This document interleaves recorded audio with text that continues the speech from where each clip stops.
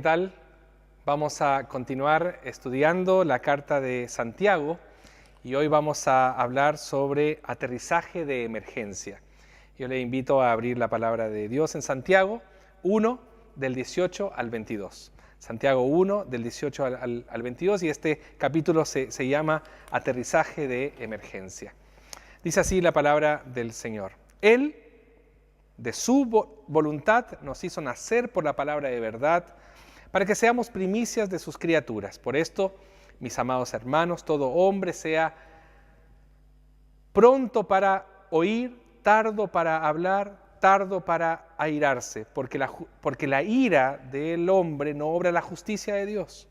Por lo cual, desechando toda inmundicia y abundancia de malicia, recibid con mansedumbre la palabra implantada, la cual puede salvar vuestras almas. Pero sed hacedores de la palabra, no tan solamente oidores, engañándoos a vosotros mismos. ¿Alguna vez se ha encontrado en una emergencia aérea?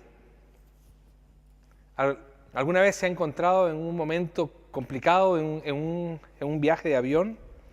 Puede generar mucho miedo el solo hecho de pensar que uno puede estrellarse y morir trágicamente. Pero hay algo interesante de los aviones, que tienen un protocolo muy estricto para salvaguardar la vida de los tripulantes y los pasajeros. Este es el punto. Frente a la más mínima sospecha de que algo anda mal, se activa el aterrizaje de emergencia. Quiero llevarle entonces a una idea. La espiritualidad de la iglesia evangélica está averiada, tiene desperfectos serios y necesita pronto entonces un aterrizaje de emergencia. Uno de los grandes desafíos del cristianismo de hoy es cristianizar a los cristianos. Estamos en uno de los momentos más religiosos de la historia humana. Necesitamos entender los desafíos de tener un cristianismo menos espiritualizado y menos ideologizado. Nosotros necesitamos un cristianismo más con los pies en la tierra. Entonces, ¿cómo enfrentar un ambiente que es formalmente religioso y en la práctica es completamente egoísta?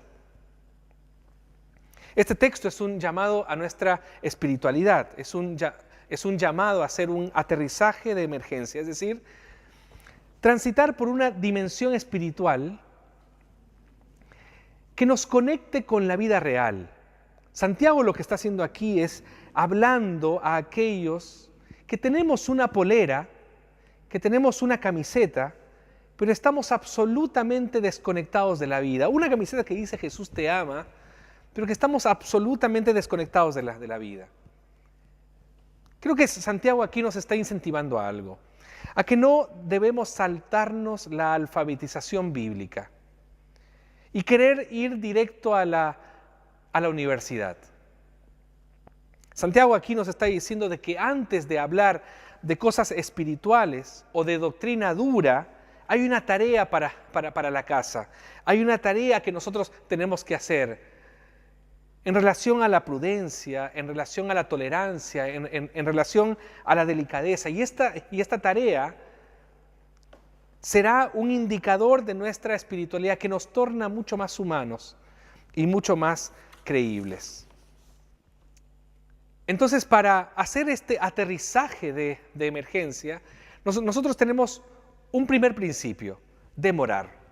En nuestra espiritualidad cristiana nosotros tenemos que demorar, es decir, esperar el tiempo y condiciones adecuados. Miren lo que dice el texto, versículos 19 y 20. Por esto, mis amados hermanos, todo hombre sea pronto para oír, tardo para hablar, tardo para airarse, porque la ira del hombre no obra la justicia de Dios. Lo primero que Santiago nos dice aquí es que debemos de saber aprender a esperar el tiempo y condiciones adecuadas para actuar. No sea apresurado, no sea imprudente, no sea indiscreto.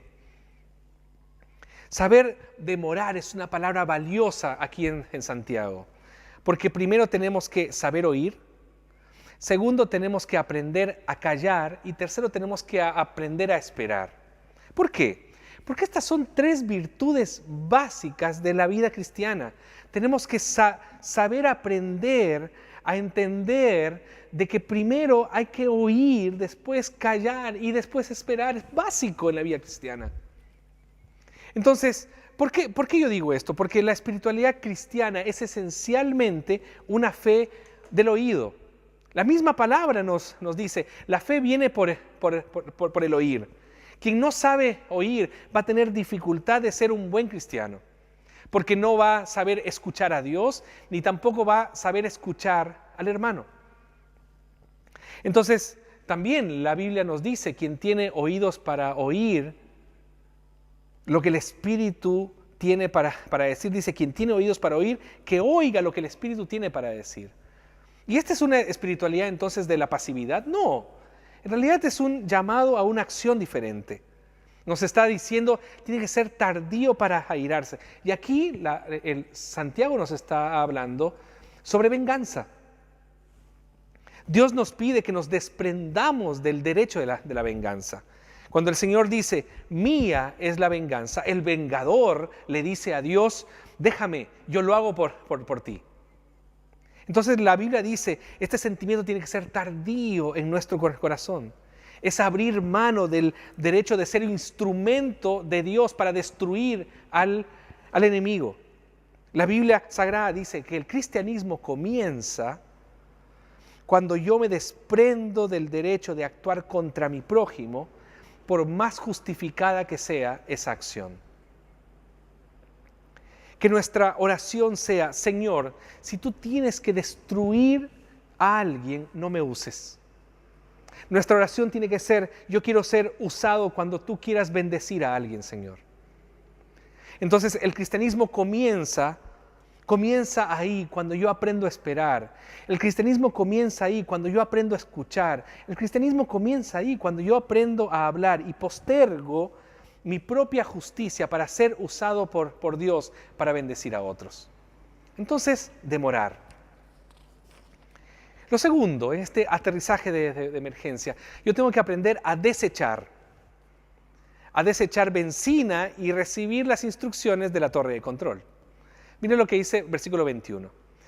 Por lo cual, desechando toda inmundicia y abundancia de malicia, recibid con mansedumbre la palabra implantada, la cual puede salvar vuestras almas.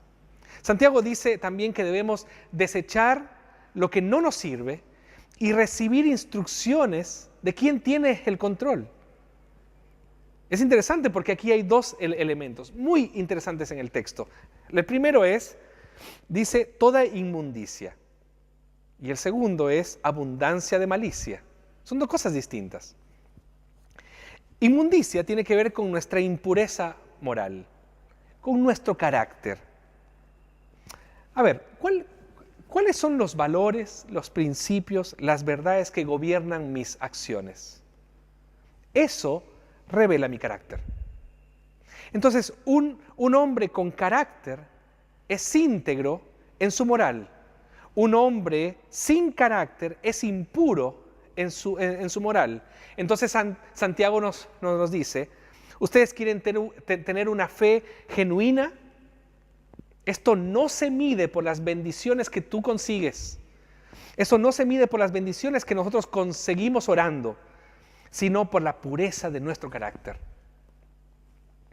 Por eso nosotros debemos desechar toda inmundicia, es decir, toda impureza moral de nuestro corazón. ¿Y cómo lo desecho?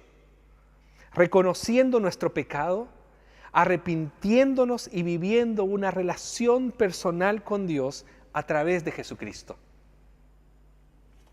Pero también nos dice que debemos desechar abundancia de malicia. Y aquí la Biblia Sagrada nos está hablando de nuestra forma de ser. Qué interesante que la Biblia se meta con nuestra forma de ser. Lo que posiblemente pienses que es el combustible de tu vida, es eso que conocemos como nuestra forma de ser, nuestro temperamento, nuestro genio. Dice que nuestro genio posee abundancia de malicia. Entonces, debemos rechazar conscientemente nuestra forma de ser maliciosa. ¿Sabe por qué? Porque hay gente que puede ser puro moralmente, pero tiene un genio, un temperamento malicioso, indelicado y obstinado. Conozco hombres de carácter íntegros, correctísimos, pero que son toscos y difíciles de tratar. Entonces, conozco mujeres puras, conozco mujeres correctísimas, pero son veneno en lo que hablan.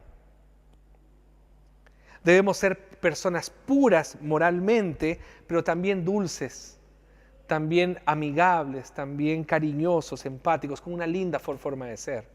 Es interesante que Dios se meta también en eso. No es solamente en el carácter, en purificar mi corazón, es también en lo que yo muestro al otro, porque yo soy una carta abierta. Dice el texto que debemos abandonar esa abundancia de malicia. Por eso lo usa.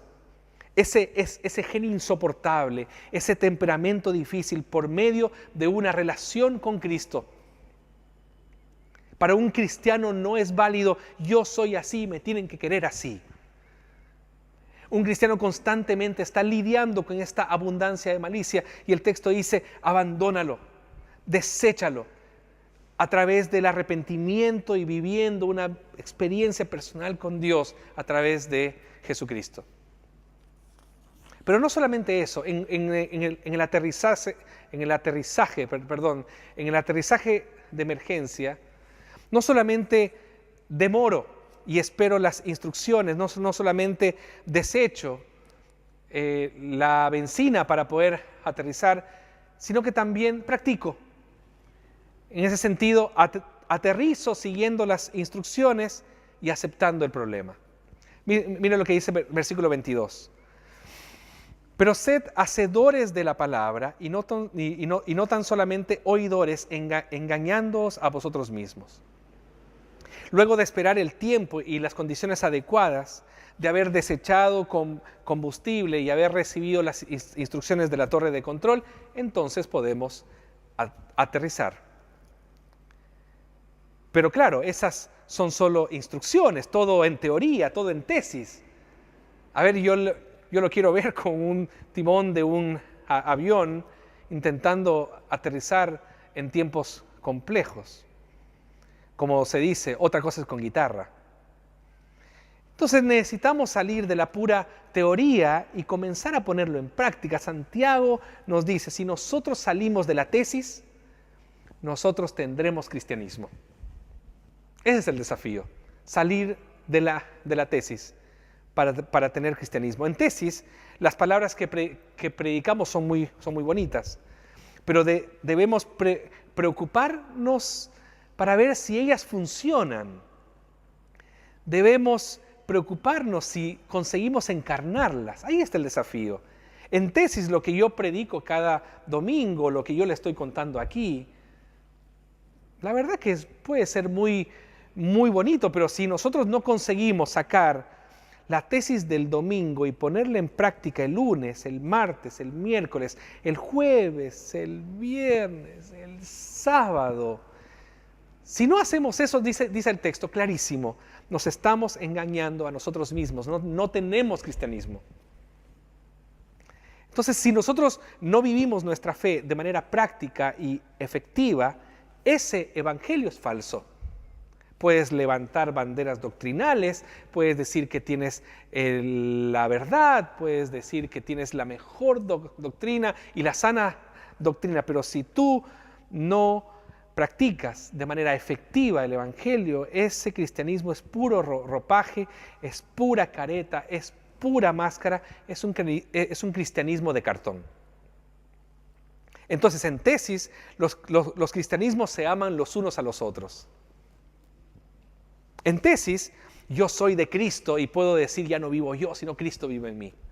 En tesis, todo lo que yo tengo es del Señor y soy agradecido a Él. En tesis, yo amo a mis hijos y quiero que mis hijos crezcan en el camino del Señor. Pero hermanos, amigos, debemos aterrizar nuestros conceptos más elevados de la vida cristiana, porque ahí está el verdadero desafío.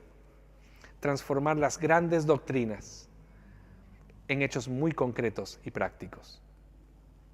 No nos engañemos a nosotros mismos, dice Santiago. Somos gente que tiene dificultad de transformar la tesis del cristianismo en una praxis aterrizada que sepa bendecir a quienes nos rodean. Entonces, al quedarnos en la tesis del cristianismo, nos convertimos en gente más religiosa. Al quedarnos en la tesis del cristianismo, nos convertimos en gente menos creíble y más falsa. Pero al aterrizar la fe, nos convertimos en gente más humana, más creíble y más verdadera. Dios tiene ese desafío para nosotros, transformar o pasar de la tesis a la práctica. Que el Señor nos ayude en este desafío. Demore, espere, practique. Que el Señor le bendiga.